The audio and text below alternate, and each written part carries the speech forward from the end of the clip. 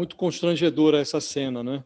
Primeiro porque o Suplicy, de fato, é um personagem respeitável que o PT não costuma respeitar muito.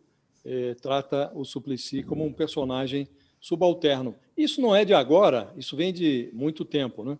Se você analisa essa nova versão do programa do PT, a versão anterior tinha 90 tópicos.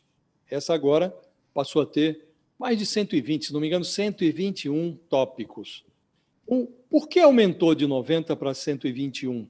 E numa solenidade em que o Lula diz que o importante é colocar menos coisa no programa para fazer o máximo, e não prometer o máximo para fazer o menos. Mas por que aumentou?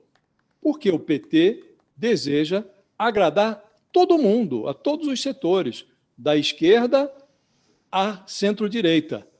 Quer agradar todo mundo, exceto o Suplicy, que tinha lá o seu programa de renda básica, de cidadania, havia um aceno pela inclusão desse item no programa do PT e não foi incluído. Então, o PT quer agradar todo mundo, acaba não agradando ninguém, nem mesmo ao Suplicy. Aí o Ciro Gomes tira a casquinha dele e ele tira essa casquinha falando sério, porque é desejo do Ciro Gomes mesmo, pelo menos no Gogó, ele diz que vai implantar esse programa de renda básica do Suplicy, elogia muito a iniciativa e já tinha dito, não é de agora, que faria isso e colocaria o nome do Suplicy em homenagem ao Suplicy.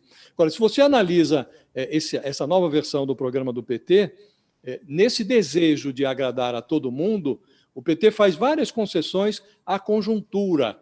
Então, ele pega o problema do assassinato do Dom Phillips e do Bruno Pereira, que está atormentando o país, aproveita esse episódio para realçar nessa nova versão do programa uma preocupação do partido com a questão ambiental, que estava ausente na versão anterior, ou pelo menos não tinha a mesma ênfase.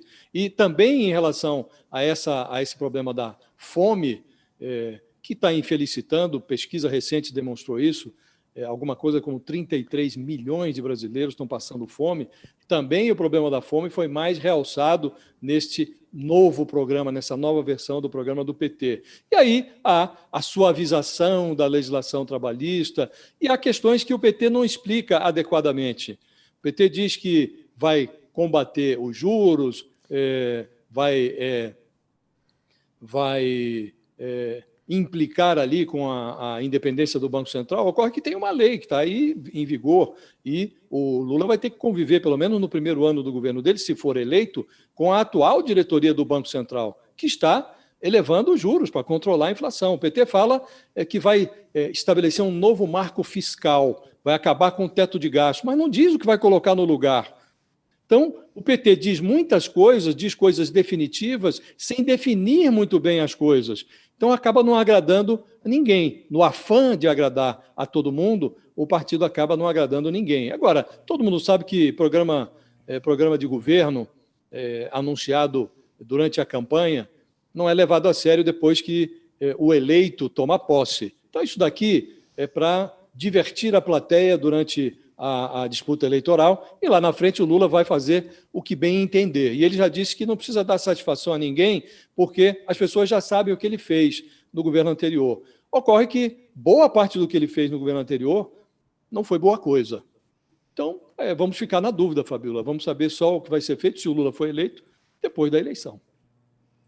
Ô, Josias, é interessante que essa divulgação das diretrizes, que por um lado tem que ser até elogiada, né? Não sei, eu acho interessante pelo fato de a gente poder saber os desejos ali, as propostas, e isso também eu acho que abre uma possibilidade de cobrança depois, né? Como o próprio presidente Bolsonaro é cobrado por os seus anúncios, né, de combate à corrupção, ele é cobrado sobre a questão também da economia, de ter uma política mais liberal.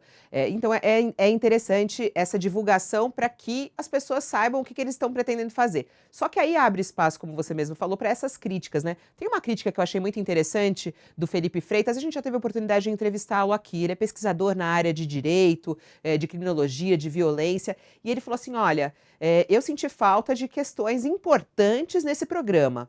Ponto 1, que é assunto total neste momento no nosso país: controle de armas e munições. A gente teve um aumento aí da venda de armas, de munições no nosso país. Controle das fronteiras, combate às milícias e a grupos de extermínio. Ele não viu isso no plano de governo, né? Coisas que ficaram fora do plano aí de governo que foi divulgado, essas diretrizes, na verdade, não é o plano de governo ainda, mas as diretrizes. Achei interessante a gente ressaltar aí a quantidade de coisas que também estão divulgando sobre as ausências, como o Suplicy reclamou também, né?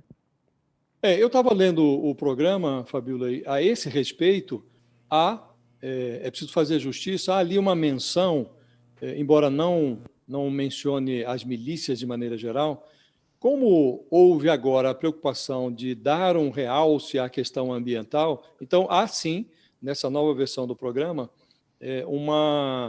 uma promessa, um compromisso de combater o crime ambiental, promovido por milícias, e há essa expressão no programa, milícias, grileiros, madeireiros e qualquer organização econômica que haja fora dos marcos legais. Então, há essa referência à milícia ambiental. Não há uma referência às milícias que agem no Rio de Janeiro ou em outras áreas urbanas do país, mas há essa menção Uhum. aqui à Boa. criminalidade ambiental.